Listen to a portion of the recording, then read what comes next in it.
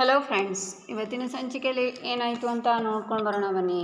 Arjun phone ಮಾಡಿ not reachable ಬರ್ತಿದೆ, ಏನು ಮಾಡೋದು ಇವಾಗ? ಯಾವುದೇ ಕಾರಣಕ್ಕೂ ಆ ವ್ಯಕ್ತಿ ಇವ್ರುಗಳ ಕೈಗೆ ಸಿಗಬಾರ್ದು. ಇವರಿಗಿಂತ ಮುಂಚೆ ನಾನೇ ಅವರನ್ನು ಹುಡುಕಬೇಕು. ಡ್ಯಾಡನ್ನು ಕಾಪಾಡ್ಕೊಳ್ಳೋಕೆ ಇದೊಂದೇ ದಾರಿ ಉಳ್ಕೊಂಡಿರೋದು ಅಂತ ಅಲ್ಲಿಂದ ಅರ್ಜುನ್ ಓಡ್ತಾನೆ. ರೌಡಿಗಳು ಅವನ ಹಿಂದೆ ಓಡ್ತಾರೆ. ನಂತರ ಅರ್ಜುನ್ ಕಾಣಿಸದೆ ಗಾಯತ್ರಿಗೆ ಫೋನ್ ಮಾಡಿ, ಅಕ್ಕ ಇಲ್ಲಿ ಯಾರೂ ಇಲ್ಲ ಅಂತಾನೆ ರೌಡಿ. ಏಯ್, ಆ ಇನ್ಫಾರ್ಮರ್ ಎಲ್ಲಿ ಹೋದ ಅಂತಾಳೆ ಗಾಯತ್ರಿ. ಗೊತ್ತಿಲ್ಲಕ್ಕ, ಈ ಅರ್ಜುನ್ ಏನಾದರೂ ಮುಗಿಸ್ಬಿಡ್ಲಾ ಅಂತಾನೆ ರೌಡಿ. ಈಡಿಯಟ್, ನಮಗೆ ಬೇಕಾಗಿರೋದು ಇನ್ಫಾರ್ಮರ್, ಅರ್ಜುನ್ ಅಲ್ಲ. ಅವನ್ನ ಅದಕ್ಕೋಸ್ಕರ ಆ ಜಾಗಕ್ಕೆ ಬಂದಿರೋದು.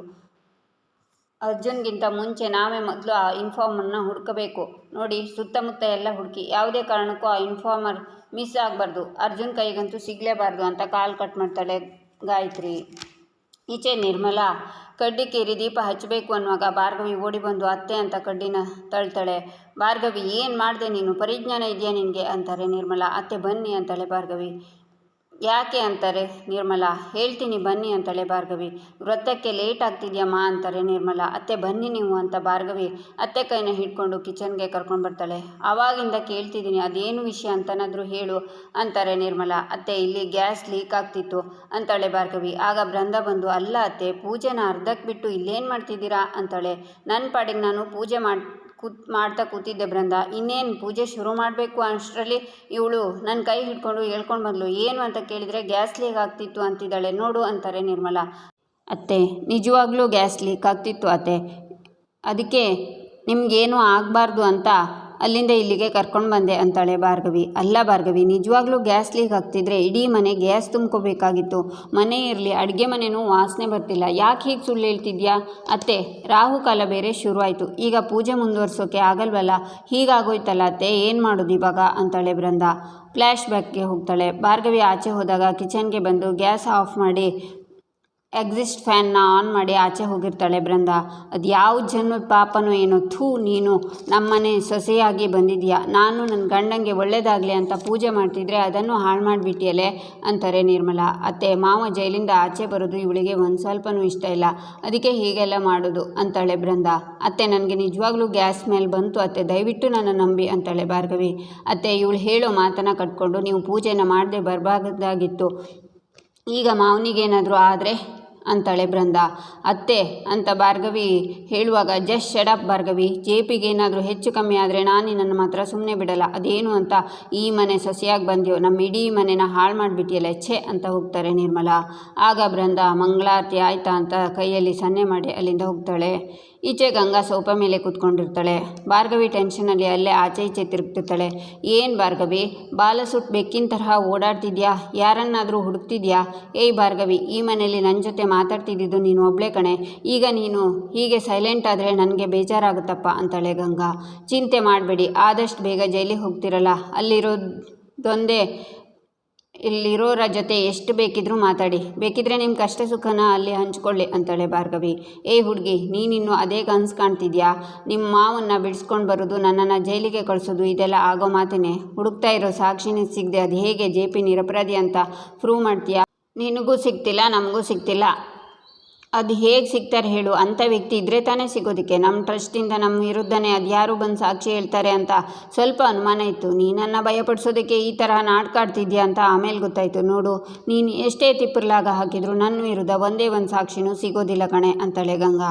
ನೀವು ಹೀಗೆ ಲೆಕ್ಕಾಚಾರ ಹಾಕ್ಕೊಂಡು ಕೂತಿರಿ, ನನ್ನ ಮಾವ ಜೈಲಿಂದ ಹೊರಗಡೆ ಬರೋದು ಗ್ಯಾರಂಟಿ ಅಂತಾಳೆ ಭಾರ್ಗವಿ. ನಾಳೆ ಹಿಯರಿಂಗ್ನಲ್ಲಿ ಆ ಅಧ್ಯಾಯನೇ ಮುಗ್ದೋಗುತ್ತಲ್ಲ ಭಾರ್ಗವಿ, ಅಲ್ಲಿಗೆ ಜೆಪಿ ಕತೆ ಫಿನಿಶ್. ಪಾಪಚ್ಚಿ ಕಣೆ ನೀನು, ನಿನಗೆ ಸಹಾಯ ಮಾಡೋದಕ್ಕೆ ಒಬ್ಬರು ನಿನ್ನ ಜೊತೆ ಕೂಡ ಇಲ್ವಲ್ಲೇ ಅಂತಾಳೆ ಗಾಯತ್ರಿ. ಆಗ ಶ್ರೀಮಂತ ಬಂದು, ನಾನಿದ್ದೀನಲ್ಲ, ಪರಿಸ್ಥಿತಿ ಕೆಟ್ಟು ನಮ್ಮ ಶ್ರೀರಾಮಚಂದ್ರ ಈ ಸೀತಾಮಾತೆ ಮೇಲೆ ಮುನ್ಸ್ಕೊಂಡಿರ್ಬೋದು, ಆದರೆ ಇವರಿಬ್ಬರನ್ನ ಒಂದು ಮಾಡೋದಕ್ಕೆ ಮಧ್ಯ ಸೇತುವೆಯಾಗಿ ಹನುಮಂತ ಈ ಶ್ರೀಮಂತ ಇದ್ದೇ ಇರ್ತಾನೆ ಅಂತಾನೆ ಶ್ರೀಮಂತ.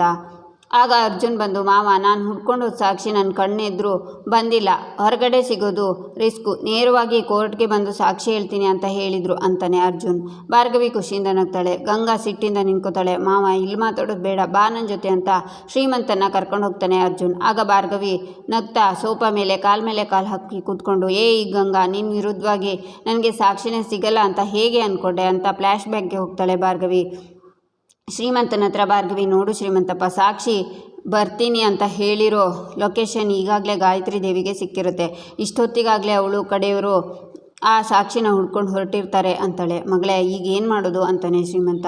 ಈ ಕಡೆಯಿಂದ ಅರ್ಜುನ್, ಆ ಕಡೆಯಿಂದ ರೌಡಿಗಳು ಆ ಸಾಕ್ಷಿನ ಮುಟ್ಟೋ ಮೊದಲು ನೀವು ಹೋಗಿ ಅವನನ್ನು ಭೇಟಿಯಾಗಿ ಬರಬೇಕು. ಗಾಯತ್ರಿ ದೇವಿ ಗಮನ ಈಗ ಅರ್ಜುನ್ ಮೇಲೆ ಇದೆ. ಅವ್ರು ಎಲ್ಲಿ ಹುಡುಕ್ತಾ ಇರ್ತಾರೋ ಅವಳು ಅಲ್ಲೇ ಹುಡುಕ್ತಾ ಇರ್ತಾಳೆ. ಅವ್ರು ಹೋಗಿ ಅವರನ್ನು ಮುಟ್ಟೋಕ್ಕೂ ಮುಂಚೆ ನೀವು ಸಾಕ್ಷಿನ ಸೇಫ್ ಮಾಡಬೇಕು ಅಂತಾಳೆ ಭಾರ್ಗವಿ. ಮಗಳೇ ಹಾಗಾದರೆ ಈ ಸರ್ತಿ ಗಾಯತ್ರಿ ದೇವಿಗೆ ಸಿಗೋದು ಚಿಪ್ಪು. ಸೂಪರ್ ಅಂತಾನೆ ಶ್ರೀಮಂತ. ಈಚೆ ಫ್ಲ್ಯಾಶ್ ಬ್ಯಾಕಿಂದ ಹೊರಗೆ ಬಂದು ಈ ಐಡಿಯಾನ ಕಲ್ತಿದ್ದೆ ನಿನ್ನಿಂದ ಗಂಗಾ. ಮಕ್ಕಳನ್ನ ಅಲ್ಲಿಂದ ಇಲ್ಲಿಗೆ ಇಲ್ಲಿಂದ ಅಲ್ಲಿಗೆ ಸಾಗಾಟ ಮಾಡ್ತಿದ್ಯಲ್ಲ, ನಿನ್ನ ಟ್ರಿಕ್ಸ್ನ ನಿನ್ನ ಮೇಲೆ ಯೂಸ್ ಮಾಡಿ ನಿನ್ನ ಲಾಕ್ ಅಂತ ಭಾರ್ಗವಿ ಹೇಳುವಾಗ ಏಯ್ ಅಂತಾಳೆ ಗಾಯತ್ರಿ. ಏಯ್ ಅಂತಾಳೆ ಭಾರ್ಗವಿ. ನಾನು ನನ್ನ ಮಾವನ್ನ ಕಾಪಾಡಿಕೊಳ್ಳೋದಕ್ಕೆ ಯಾವ ಹಂತಕ್ಕೆ ಬೇಕಿದ್ರೂ ಹೋಗ್ತೀನಿ ಅಂತ ಹೇಳಲಿಲ್ವಾ? ನೀನು ಬೆಂಕಿಯಾಗಿ ಈ ಮನೇನ ಹೊತ್ತಿ ಉರ್ಸೋಕೆ ಬಂದೆ, ಆದರೆ ಆ ಬೆಂಕಿನ ಆರಿಸೋಕೆ ಒಂದೇ ಒಂದು ಮಳೆ ಸಾಕು ಅಂತ ನೀನು ಮರ್ತೋಗ್ಬಿಟ್ಟೆ ಗಂಗಾ. ಬೆಟ್ಟದಷ್ಟು ಅಹಂಕಾರದಲ್ಲಿ ಮೆರಿತಾ ಇದ್ದೆ ಅಲ್ವಾ? ಒಂದೇ ಒಂದು ಭೂಕಂಪ ಸಾಕು ಕಣೆ ಆ ಬೆಟ್ಟ ನೆಲಸಮ ಆಗೋಕೆ. ಆ್ಯಂಡ್ ನಿನ್ನ ಪಾಲಿಗೆ ಆ ಭೂಕಂಪ ಈ ಭಾರ್ಗವಿ. ಈ 2 ಬೆರಳಲ್ಲಿ ಒಂದನ್ನು ಮುಟ್ಟು ಅಂತಾಳೆ ಭಾರ್ಗವಿ. ಕೈ ಮುಂದೆ ಮಾಡ್ತಾಳೆ. ಏನಿದು ಮಕ್ಕಳಾಟ ಅಂತಾಳೆ ಗಾಯತ್ರಿ. ಮಕ್ಕಳನ್ನು ಕಿಡ್ನಾಪ್ ಮಾಡೋದಕ್ಕೆ ಇದು ಮಕ್ಕಳಾಟ ಥರನೇ ಕಾಣಿಸುತ್ತೆ. ನನ್ನ ಪಾಲಿಗೆ ಇದು ಅದೃಷ್ಟ. ಗೆಲ್ಲೋದು ನೀನಾ ಅಂತ ಗೊತ್ತಾಗೋದು ಬೇಡವಾ ಅಂತಾಳೆ ಭಾರ್ಗವಿ. ಆಗ ಗಂಗಾ ಒಂದು ಬೆರಳನ್ನು ಮುಟ್ತಾಳೆ. Wow Ganga, thank you so much. ಇದರಲ್ಲಿ ಗೆಲ್ಲೋದು ನಾನೇ. ನನ್ನ ಮಾವ ಜೈಲಿಂದ ಆಚೆ ಬರ್ತಾರೆ ಅಂತಾಳೆ ಭಾರ್ಗವಿ.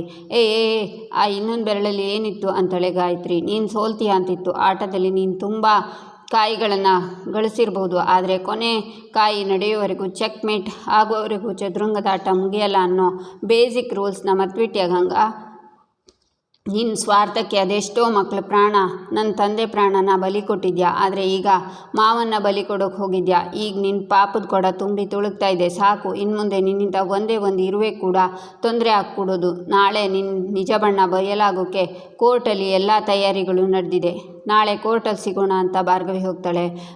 ಭಾರ್ಗವಿ ಅಂತ ಗಂಗಾ ಕೂಗ್ತಾಳೆ. ಈಚೆ ಆಫೀಸಲ್ಲಿ ಅರ್ಜುನ್ ಏನೋ ನೋಡ್ತಿರುವಾಗ ಜಗನ್ ಡೋರ್ ಹತ್ರ ನಿಂತ್ಕೊಂಡು ನೋಡ್ತಾರೆ. ಚಿಕ್ಕು ಯಾಕಲ್ಲೇ ನಿಂತಿದ್ದೀರಾ, ಬನ್ನಿ ಅಂತಾನೆ ಅರ್ಜುನ್ ನಾಳೆ ಹಿಯರಿಂಗ್ಗೆ ತಯಾರಿ ನಡೀತಿದ್ಯಾ ಅಂತಾರೆ ಜಗನ್.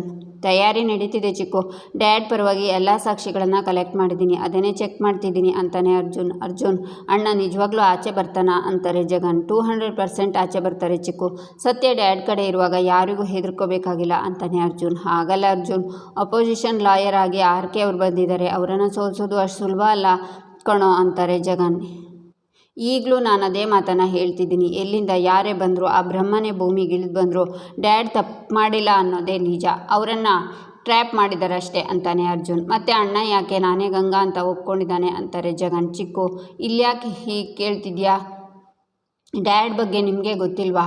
ಯಾರೋ ಅವರನ್ನು ಹೆದರಿಸ್ತಿದ್ದಾರೆ. ನಮ್ಮ ಫ್ಯಾಮಿಲಿನ ಕಾಪಾಡಿಕೊಳ್ಳೋದಕ್ಕೆ ಡ್ಯಾಡ್ ನಾನೇ ಗಂಗಾ ಅಂತ ನಾಟಕ ಆಡ್ತಿದ್ದಾರೆ. ಡ್ಯಾಡ್ ನಿರಪರಾಧಿ ಅಂತ ಬರೀ ಕೋರ್ಟ್ಗಲ್ಲ ಇಡೀ ಪ್ರಪಂಚಕ್ಕೆ ಪ್ರೂವ್ ಮಾಡೋ ಟೈಮ್ ಬಂದಿದೆ ಅಂತಾನೆ ಅರ್ಜುನ್. ನೀನು ಇಷ್ಟೊಂದು ಕಾನ್ಫಿಡೆಂಟ್ ಆಗಿದೆಯಾ ಅಂದರೆ ಕೇಸ್ ಗೆಲ್ತೀಯ ಕಣೋ, ಆಲ್ ದಿ ಬೆಸ್ಟ್ ಅಂತಾರೆ ಜಗನ್. ಥ್ಯಾಂಕ್ಸ್ ಚಿಕ್ಕು, ಡ್ಯಾಡ್ ವಾಪಸ್ ಮನೆಗೆ ಬಂದರೆ ಅಷ್ಟೇ ಸಾಕು ಅಂತಾನೆ ಅರ್ಜುನ್. ಈಚೆ JP ಜೈಲಲ್ಲಿ ಮಲಗಿರ್ತಾರೆ. ಆಗ ಇನ್ಸ್ಪೆಕ್ಟರ್ ಬಂದು ಹಲೋ JP ಪಾಟೀಲ್ ಅಂತ ಕೂಗ್ತಾರೆ. JP ಕೂತ್ಕೋತಾರೆ.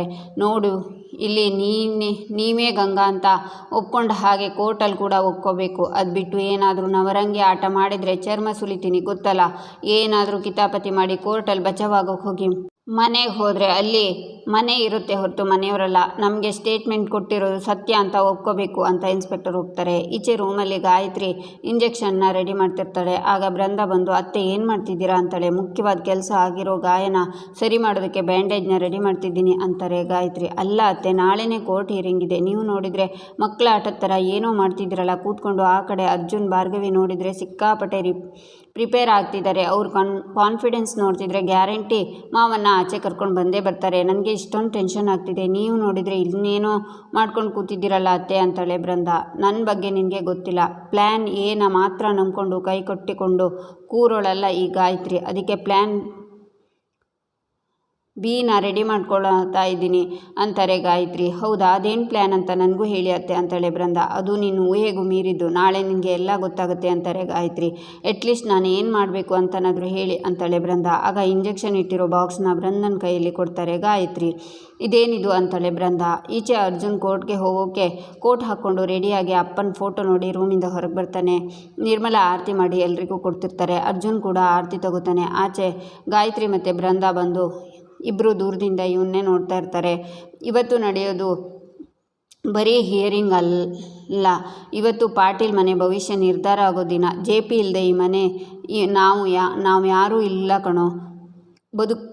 ಬರುವಾಗ ನಿನ್ನ ಡ್ಯಾಡನ್ನು ಕರ್ಕೊಂಡು ಬಾ ಅಂತಾರೆ ನಿರ್ಮಲಾ. ಆಗ ಅರ್ಜುನ್ ಅಮ್ಮನ ಕಾಲಿಗೆ ನಮಸ್ಕಾರ ಮಾಡ್ತಾನೆ. ನಿನ್ನ ಎದುರಿಗಿರೋ ಕುತಂತ್ರಿಗಳು JP ಜೊತೆ ಗೆಳೆಯರಾಗಿದ್ದು ಅವನ ಬೆನ್ನಿಗೆ ಚೂರಿ ಹಾಕಿ ಅವನನ್ನು ಜೈಲಿಗೆ ಕಳಿಸಿದ್ದಾರೆ. ಅವ್ರ ತಪ್ಪನ್ನು ಮಟ್ಟ ಹಾಕೋದಕ್ಕೆ ಅವ್ರು ಖಂಡಿತ ಪ್ರಯತ್ನ ಪಡ್ತಾರೆ.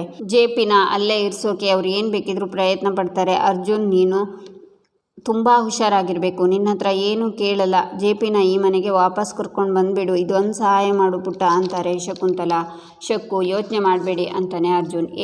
ನೀವು ಯಾರೂ ಚಿಂತೆ ಮಾಡಬೇಡಿ. ಕೋರ್ಟಲ್ಲಿ ಹೇಗೆ ವಾದ ಮಾಡಬೇಕು, ಹೇಗೆ ಪಾಯಿಂಟ್ಗಳನ್ನು ಹಾಕಬೇಕು ಅಂತ ಹೇಳ್ಕೊಟ್ಟಿದ್ದೀನಿ. ಏನು ಅಳಿಮಯ್ಯ ಅಂತ ಶ್ರೀಮಂತ ನಗ್ತಾನೆ. ಯಾಕೆ ಯಾರೂ ನಗ್ತಿಲ್ಲ? ಜೋಕು ನನಗಾಗಿ ನಗಿ. ಅಯ್ಯೋ, ಈ ರೀತಿ ಗಂಟು ಮುಖ ಹಾಕ್ಕೊಂಡು ಅವನ್ನ ಕೋರ್ಟ್ಗೆ ಕಳಿಸಿದ್ರೆ ಹೇಗಾಗುತ್ತೆ? ಖುಷಿಯಿಂದ ಕಳಿಸ್ಬೇಕು, ಎಲ್ಲರೂ ನಗಾಡಿ ಅಂತಾನೆ ಶ್ರೀಮಂತ.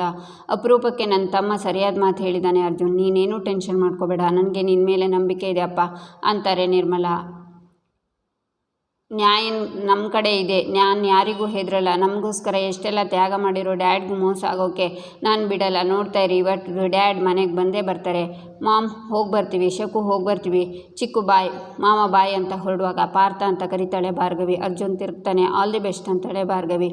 ಥ್ಯಾಂಕ್ ಯು ಅಂತ ಮುಂದೆ ಬಂದು ಟಿಪಾಯಿ ಮೇಲಿರೋ ಫೈಲ್ ತಗೊಳ್ಳುವಾಗ ಅದ್ರ ಕೆಳಗಡೆ ಇರೋ ಬ್ಲೇಡ್ ಅರ್ಜುನ್ ಕೈಗೆ ಚುಚ್ಚುತ್ತೆ. ಪಾರ್ಥ, ಏನಾಯಿತು ಅಂತ ಭಾರ್ಗವಿ ಓಡಿ ಬಂದು ಕೈ ನೋಡಿ, ರಕ್ತನೇ ನಿಲ್ತಿಲ್ವಲ್ಲ. ಶ್ರೀಮಂತಪ್ಪ ರೂಮಲ್ಲಿ ಫಸ್ಟ್ ಏಡ್ ಬಾಕ್ಸ್ ಇದೆ, ತಗೊಂಡು ಬಾ. ಪಾರ್ಥ, ನೋವ್ತಿದ್ಯಾ? ಏನಾಗಲ್ಲ, ಒಂದೇ ಒಂದು ನಿಮಿಷ ಸರಿ ಹೋಗುತ್ತೆ. ಬ್ಯಾಂಡೇಜ್ ಕೊಡಿ ಶ್ರೀಮಂತಪ್ಪ ಅಂತ ಭಾರ್ಗವಿ ಅವನ ಕೈಗೆ ಬ್ಯಾಂಡೇಜನ್ನು ಹಾಕ್ತಾಳೆ. ಈಚೆ ಕೋರ್ಟ್ ಹತ್ರ ಅರ್ಜುನ್ ಬರ್ತಾನೆ. ಭಾರ್ಗವಿ ಬಂದು ಅಲ್ಲೇ ಅಡ್ಡ ನಿಂತಿರ್ತಾಳೆ. ಅರ್ಜುನ್ ಬರ್ತಾ, ಇದ್ಯಾಕೆ ತಲೆ ಸುತ್ತುತ್ತಿದೆ, ಟೆನ್ಷನ್ಗೆ ಹೀಗೆಲ್ಲ ಆಗ್ತಿದ್ಯಾ ಅಂತಿರುವಾಗ ಅರ್ಜುನ್ ಅಲ್ಲೇ ಕುಸ್ತು ಬೀಳ್ತಾನೆ. ಆಗ ಭಾರ್ಗವಿ ಬಂದು, ಪಾರ್ಥ ಏನಾಯಿತು ಪಾರ್ಥ ಅಂತ ಅವನ ಕೈ ನೋಡಿದರೆ ಕೈ ಬೆರಳು ಕಪ್ಪಾಗಿರುತ್ತೆ. ಇಲ್ಲಿಗೆ ಈ ಸಂಚಿಕೆ ಮುಕ್ತಾಯವಾಗುತ್ತೆ. ಮುಂದಿನ ಸಂಚಿಕೆಗಾಗಿ ನಮ್ಮ ಚಾನಲನ್ನು ನೋಡಿ ಸಬ್ಸ್ಕ್ರೈಬ್ ಮಾಡಿ, ಲೈಕ್ ಮಾಡಿ, ಸಪೋರ್ಟ್ ಮಾಡೋದನ್ನು ಮರಿಬೇಡಿ.